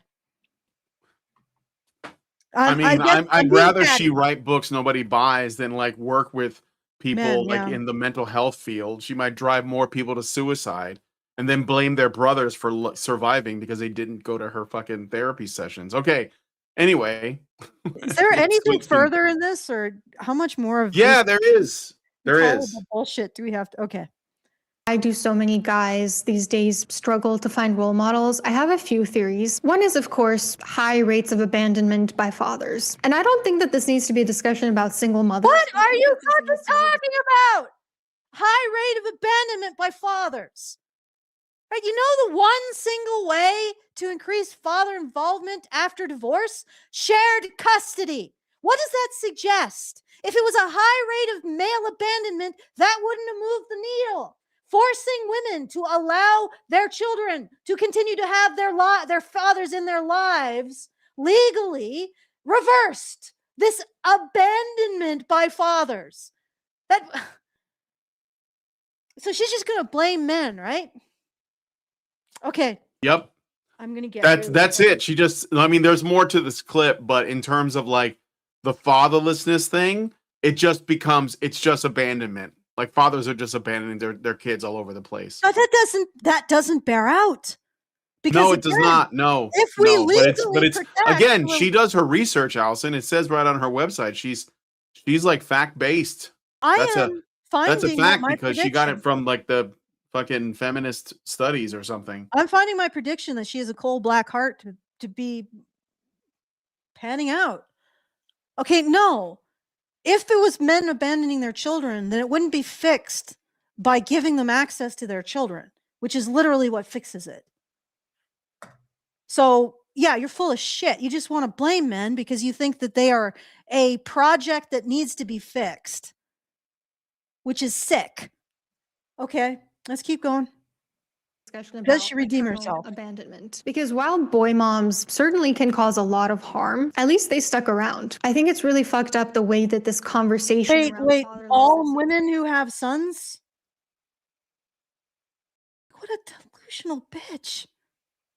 Did you guys catch that? She said, okay, there can be a problem with boy moms, but at least they stuck around. So again, this operates under the presumption that when women are involved with their offspring, it's because they are choosing to stick around. Like it's a noble act of self-sacrifice. When men are not able to access or they're not with their offspring, it's because they're abandoning them. And that's the way that she's painting this picture now. And this is, by the way, this is assuming that the children these single moms have live to become babies. Like how many of them are aborted before that even happens? We've already gone over the numbers. More babies have been aborted than men have died in wars all through history. But also, well, what about even if you're like one of these, if you're like pro-choice or whatever, which is fine, that's your business. What about the ones that just get like thrown in a dumpster? What about the ones that women intentionally keep away from their fathers, even if the fathers want to raise those children because they know they can get child support from those men? What about the ones that are born of like, I don't know, a woman who raped a child and then made him pay child support? But none of that other stuff matters, right? And of course, even if the woman is absolutely insane and abuses her child, because a lot of them do, she'll be like, oh no, but they're sticking around though. At least they're there to beat their sons every day. At least they're there for that, She's actually calling out boy moms, specifically a subcategory of moms that advocate for their sons. Did you not know that? Yeah.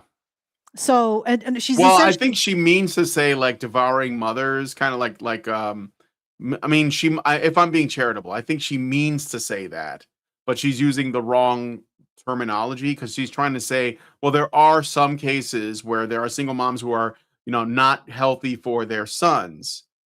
Okay. Because the purpose of that statement is to draw attention to like the overall good that women are doing by sticking around, right? As if women have much of a choice once they have a child. But yeah, but anyway, I think it's just like she's using incorrect words, but okay, well, goddamn, I was hoping that we'd get this done quickly. no, I know, but this is the juicy part because we're gonna learn about how we can't be blaming. We got to stop blaming single moms. So let's keep going. Often framed as like blaming the woman who actually stood behind to look after her children. If a child is born and they know that like they had a same-sex parent, so like a boy has a dad somewhere and he knows that that dad wants nothing to do with him, because a lot of socialization tends to come from the same-sex parent, particularly as it concerns like how to express your gender and so forth, it's understandable that they're going to feel some sort of inner conflict about the fact that their same-sex parent wants nothing to do with them. Think about the worthlessness that a boy would probably feel if he knows he has a dad out there who wanted nothing to do with him. So then when these guys were saying, you have no worth as a man, women are born with value, men are not, literally feeding them their unconscious beliefs about themselves. And that's what draws them in. And I think that's... Oh, okay, so it's and it's not men who would have a relationship with their children if it was legally protected, as we have seen in those states that have enacted shared parenting, right? It's not men walking away. If it was men walking away, states that enact legal shared parenting wouldn't see increases in the amount of time that men spend with their children. So on the face, this is factually inaccurate. But even if it was, so it's not feminists telling young men that their masculinity is worthless, and also that men aren't worth anything as fathers, which is why we have the fatherlessness rate in the first place. It is the abandonment by their fathers. Okay, fine. For the sake of argument, let's say the entire problem is boys being abandoned by their fathers. What's her solution? Stop shaming single mom. Oh, I know she is going to get to something like that. Okay. different from, say, like a woman choosing to have a child on her own with IVF and that child doesn't have a father figure, or like two women deciding to have a child together. Because in that situation, there's no parent that exists out there that wanted nothing to do with them. Okay. Something very painful. But also, She's jumping into like weird hypotheticals, but go ahead. But also, a woman who gets pregnant by a man who has 7 baby mamas is basically doing the same thing. Let's be honest. Like, if you're baby mama number 2, you're basically doing the same thing. You're choosing single motherhood. Women have basically like all the control over whether or not a child comes into the world. Women have all the control of that. But they can't be held responsible, Brian. Yeah. Okay. So like but all you can do is blame the men, and it's like, well, I mean, I don't even know what to say about that. Like, women have all the birth control, they have abortion, they have a child, they can like, put them in a fire department house or something, they can take them to a nunnery, they can put them up for adoption, they can put them in a foster home, they can, they can keep them, they can have their parents help raise them. They have all of the options. Women have them. Men have none, basically none. Okay. Mm-hmm. And when they're given this options, is also like, let's say a man wants a child, he still doesn't have any say. She can just get it aborted or give it away. She probably can't give it away, but she can get it aborted. And so like at the end of the day, women are the ones making these choices because they've always had the power to do that. And she can't even acknowledge that. All she can do is say, well, men are just abandoning their kids. And I'm sorry, but I don't think that's happening. But if it is, it's still the woman's fault. Because she's sleeping with men that don't want to stick around. She has the choice. She can use protection. She can use birth control. There's all kinds of options. If she's not choosing those options, she is the one screwing it up. And when you give men the choice, they stay and they want to be with their kids. So she is wrong from but here's the thing. She says she wants to help men or give them a role model, which they don't think men need. They need the boot off their back. But at the same time, she doesn't want her big thing is she doesn't want women to be blamed. Like, that's more important than actually helping men. Well, you won't get help from women who think it's more important not to blame men than to help men. Not to blame women than to help men. Okay. All right. There's a little bit more, though. There is more. About knowing that there's a parent out there that doesn't want to be involved in your life, that doesn't really care about you, especially if society so strongly values socialization being passed down by the same-sex parent. And that is, I think... Wait, society values socialization being passed down? This is another one of its external... Speaking of locus of control, society does not create male psychology. This is why you should not be anywhere near a fucking... Keep writing your books, please. Yeah. You're dangerous to men. Part of the problem is our constant overemphasis on gender roles. Women provide this for children, men provide that for children. Of course, there are trends where like dads tend to be more playful and like roughhouse with children. Moms tend to be more like nurturing. Nobody enforces this. Yes, we know that is the case. Yeah, they're not enforced. Nobody enforces anything. Nobody enforces this.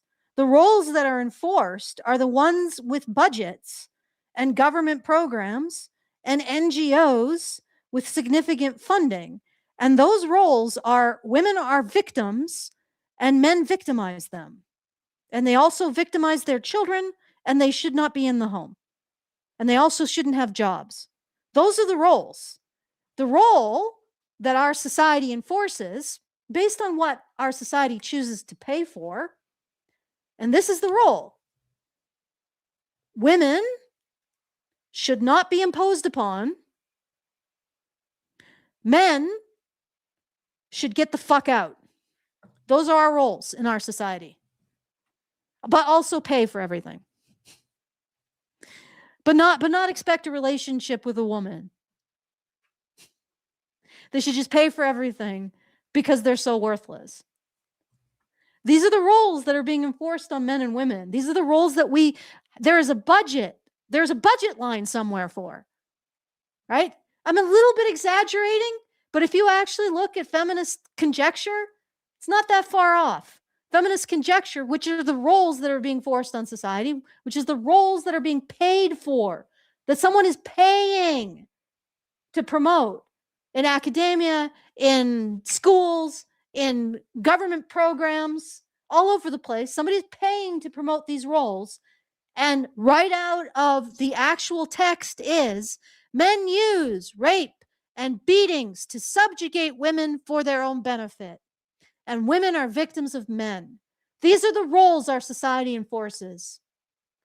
They don't enforce men are playful and women are nurturing. That's another era of wholesomeness that we are no longer a part of. Nor do I find it remarkable, but this individual has a problem with gender roles that comprise of men are playful towards their children and women are nurturing towards their children. Oh my God, stop the presses. This is some demonic shit. And she is okay or is completely indifferent to men use rape and beatings to subjugate their wives and children for their own benefit, and women are victims of men. That's okay. That and also doesn't seem to acknowledge that men are playful, women are nurturing, has no government budget behind it, no NGO promoting it. It's not taught in academia. It's not taught to your children. It's nowhere, right? But the other one, that's fucking everywhere. It's ubiquitous. Like it's screamed from every pulpit. And he has a huge amount of funding. But that's, and again, I'll reiterate, demonic. Men are playful. Women are nurturing. That's some demonic shit right there. Oh, but it's okay to say that men use rape and domestic violence to subjugate women and children, and women are victims of men. That's stuff. Like enlightened. That's enlightened.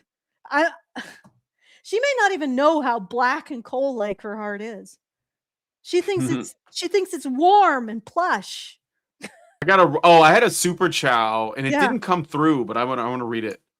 Richard Bier sent us $5 super chow. Thank you, Richard. And says, what do you call it when a man ejaculates in a woman? Loading the dishwasher.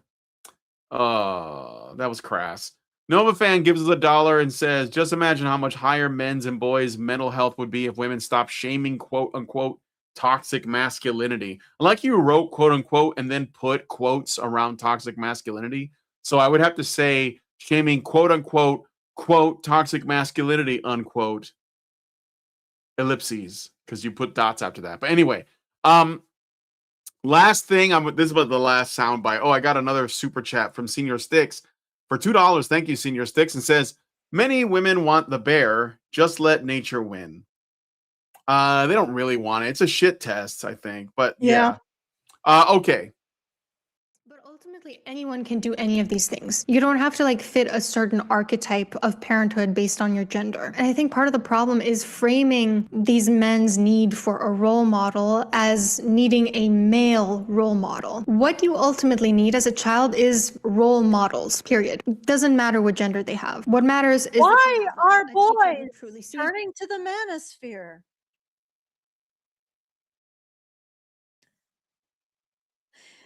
When they have women to explain to them that they emote wrong, they really don't need relationships with other men.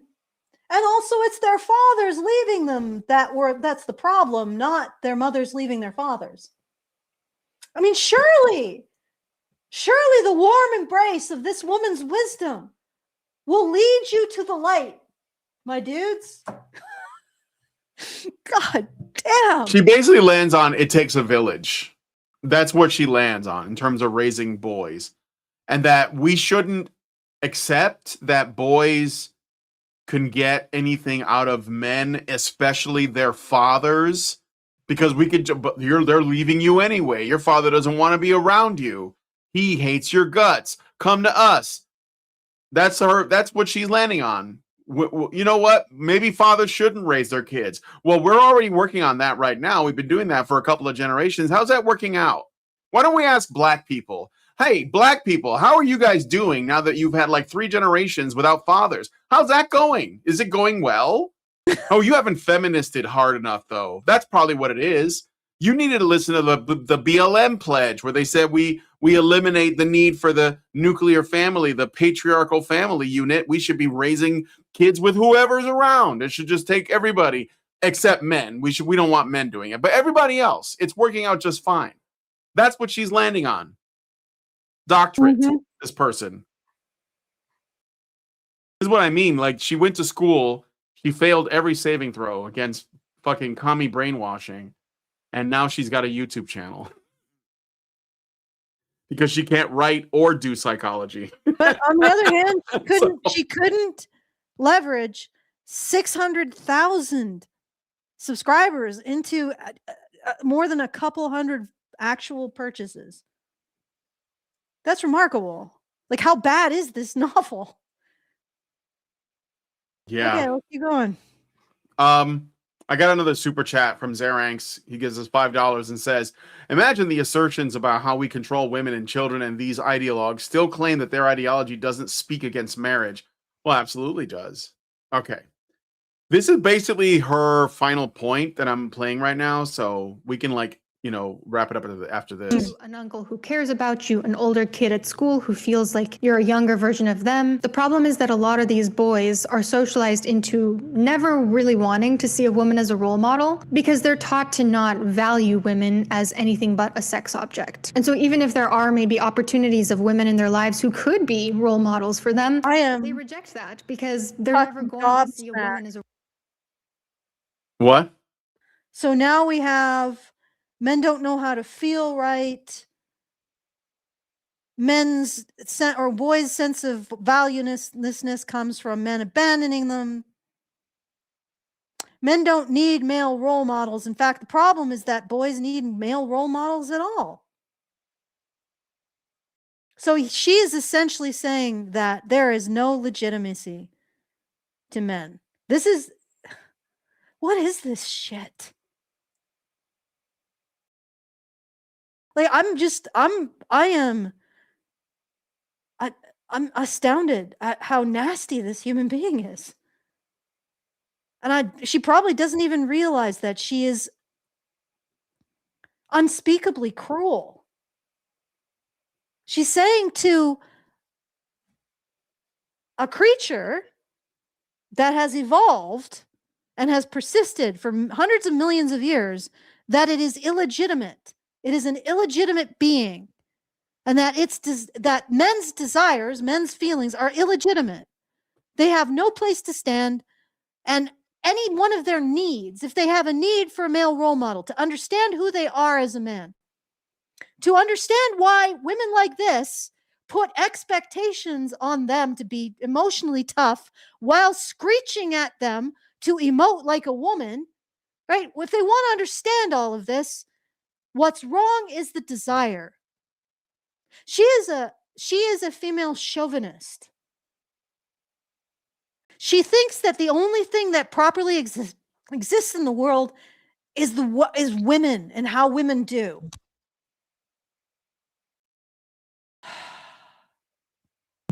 Yeah. All right. Sorry, I had to sneeze. Okay, I think that's it. I mean, that's basically it. I mean, there's a bit about toxic masculinity, but I feel like we've... No, let's hear the toxic masculine. I don't know how this... So basically, the problem of boys and men feeling worthless is not because feminists say that they're worthless. Like, literally, boys and men are worthless. They may hold out some worth if they reject their masculinity, right? But not if they have it, because that's toxic.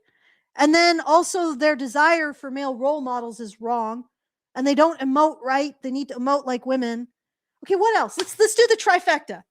What does she say about toxic? A lot of people are just kind of looking out for themselves and their own. Like, a severely underpaid teacher is not going to go above and beyond to mentor his son to play catch after 12 level, or they're just doing the bare minimum. Oh, so teachers need more money. Okay.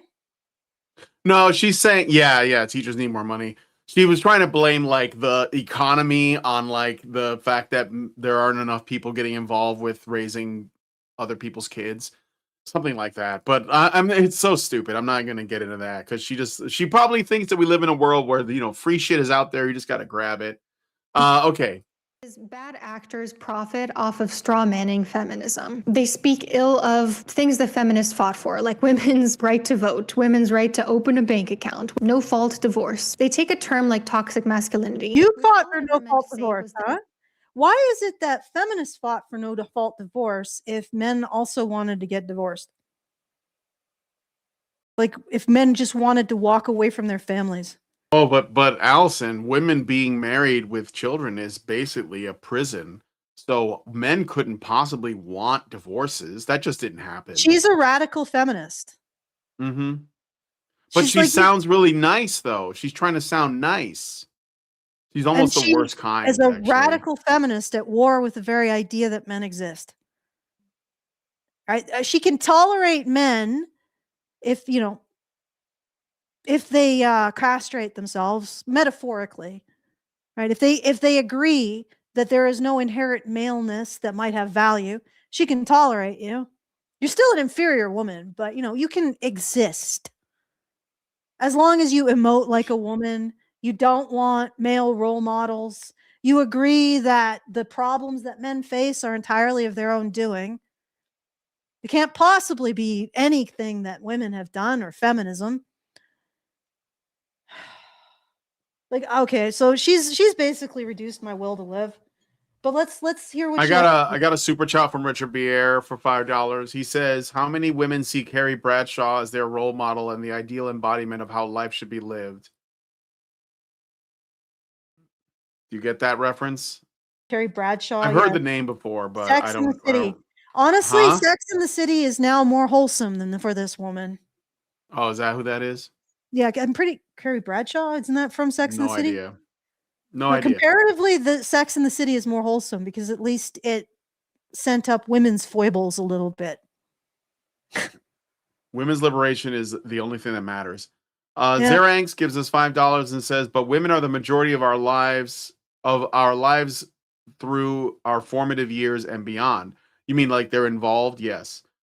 Guild, this is a new one. Guild Far Canalore. I hope I'm not Guild of Arcane Lore. Sorry. Guild of Arcane Lore. Thank you. Gives us $6.99 Canadian and says, "Taught that women are sex objects by who? The fathers who supposedly abandon their children? The female teachers? By society. Don't you understand? Society, when it's bad, when women are affected by bad things, it's the fault of either patriarchy or society, but those are interchangeable terms.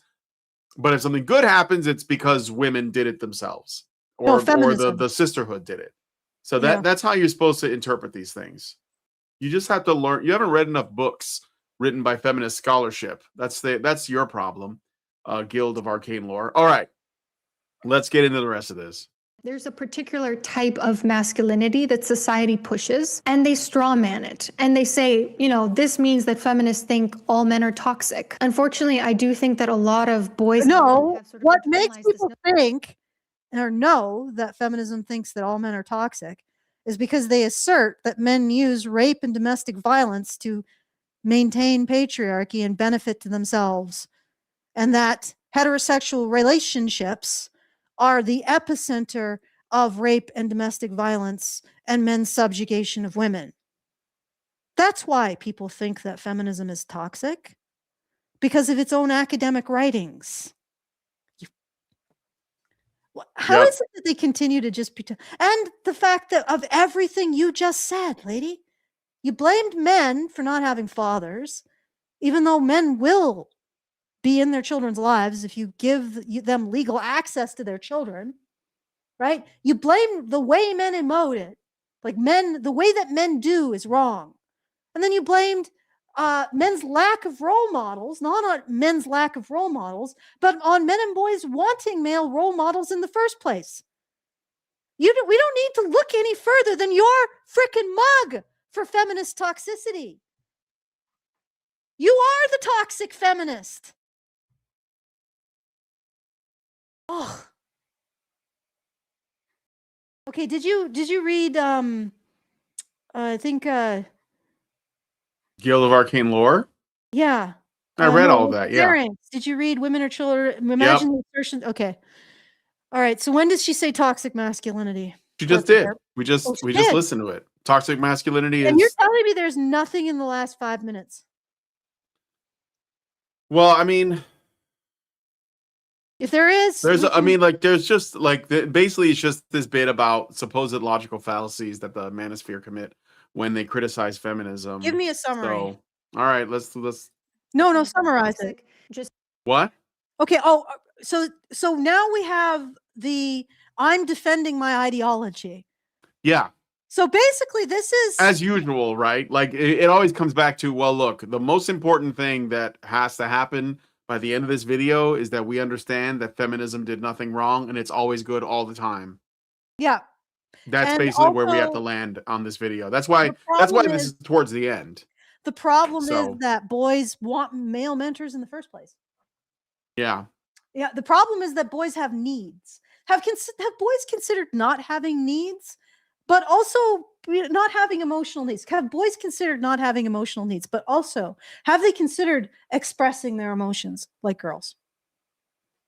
Maybe you should start by allowing boys to have emotional needs that you don't define out of existence, lady, before you ask them to recognize their emotions in your presence. Okay, let's. All right. Because they're male. And that kind of self-fulfilling prophecy can be dangerous. And I think like actual feminists, actual advocates of different kinds who truly care about the causes they preach and aren't just, trying to weaponize these movements, that was never their intention, to make boys feel like they're inherently toxic. But unfortunately, men use rape and domestic violence. Men use rape and domestic violence to subjugate women. Heterosexuality is the source of women's violent subjugation by men. But they never intended to make you feel bad about being a man.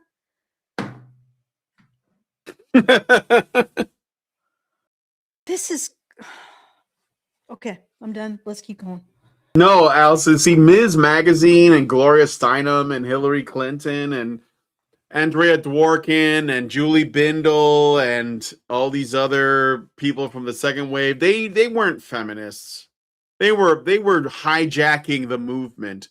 Dr. Anna is the real feminist. She's the only one that really gets it. Not Bell Hooks, none of these, not Angela Davis, like not the Weather Underground. Those people that bombed the Capitol. Feminists don't believe in violence. That's men that do that. They must have gotten hijacked by patriarchy. That's what happened. But this woman is immune to that. She's the perfect feminist. That's why she never does anything wrong. Buy my book. Who take this advocacy so far that they do kind of send the message, hey, like if you're part of this group, like there is something intrinsically bad about you. And I didn't realize how bad it was until I lived in Seattle for a few years. If you want, I can maybe make a video about that on Patreon. Okay, she's saying that there are some bad actors, but they're not real feminists because, they have hate in their hearts, and I don't, I guess, is her argument. You don't have hate in your heart. You just don't think that men have anything legitimate ever. They're just not legitimate. Like, you realize that is hate. That is malice. Like, just because you've excluded men from being cared about doesn't make it not hateful to treat them this way. And she is treating them this way. She's saying, well, men should emote like women. No, they have their own ways of being that are legitimate and are evolved, right? Men and boys shouldn't want mentors that are men. They should think of her as a mentor. And all that she's ever going to say to men is live up to my expectations. But at the same time, don't ever point out that I expect you to live up to my expectations, because it is you who is imposing on me as a man. And like, how is it that people can't see the demon? Okay. I can see it. Yeah. Get away from me, Satan. Can I just say something that I think, so we've been doing this for a while, not just this show, but like in general, these response videos and these articles, and almost all of them ultimately land on trying to make a defense for feminism as an ideology. Like that it, like this was originally about basically like disenfranchised men that don't have role models, that are suffering, that are basically doing their best to like live in a world that doesn't really give a shit about them. That's what Louis Theroux doesn't want to talk about, but he had to some degree because he wanted to get people emotionally hooked, but ultimately he didn't care either. But like almost every single time these things go, no matter where they start from, it doesn't matter what, it could be about any topic. It could be about writing, fiction. It could be about like men dying in wars, like in the Ukraine or something. But ultimately, no matter what the issue is, especially if it's a men's issue, the article or the video has to come back to this is why feminism is still necessary. And what I think is going on here is that they think that feminism itself is like this magic word that keeps them feeling safe because they're afraid that if that dies, that they're going to be in danger. It's like their protection spell. And I mean, in this woman, I think she's a witch, actually. And I'm not saying that as an insult. I mean, I think she literally sees herself as a witch. And so she probably thinks words are magic, like a witch that's involved with psychology. That's just terrifying.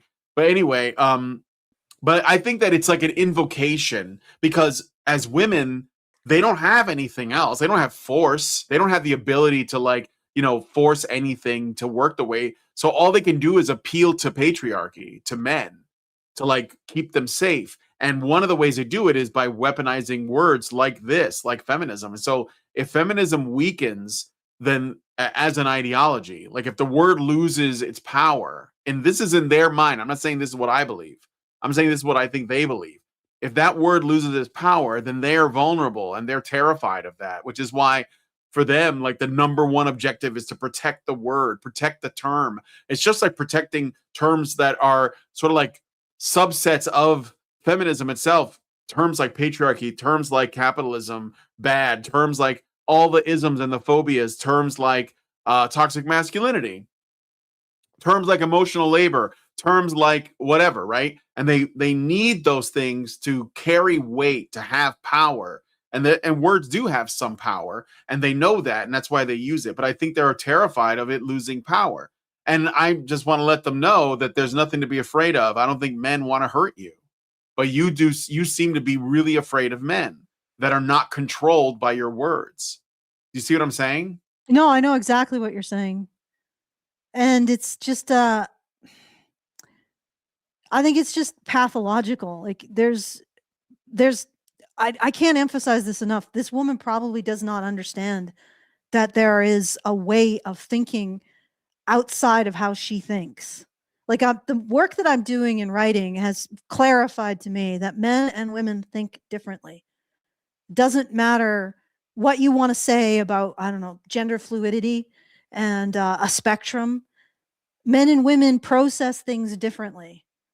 And one of the big problems, one of the big blind spots for women is they cannot see that the way that men interact with the world, or many of them can't, is perfectly legitimate.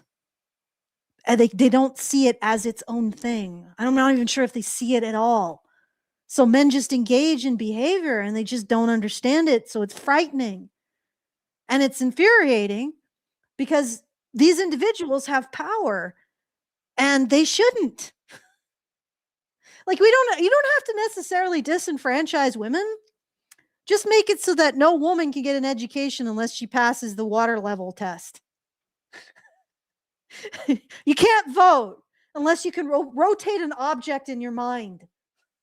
Like, unless you can understand the fact that systems act on objects. Not everything isn't just a web of social reading, relational reading, right? You can understand that systems exist and they function outside of your beliefs about yourselves or yourself being seen, which is like the big thing, Mm-hmm. Women want to be seen because that's where it's at for some reason. They don't want to do things. They don't want to construct things. They don't want to build things. They want to be seen. And it's like, it is a mentality that is utterly solipsistic and allows nothing outside of itself. The funny thing is that I think I've become even more red-pilled as a result of analyzing literature. Because it's made it so obvious that women, it's really difficult for them to realize that there are other ways of thinking other than their own. And yet men can understand that women think differently than them.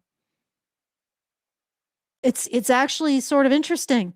Like men can conceive of that. And they can even accommodate that. But women really struggle with it. They are locked into their own brains. And they're constantly reading a world that doesn't exist.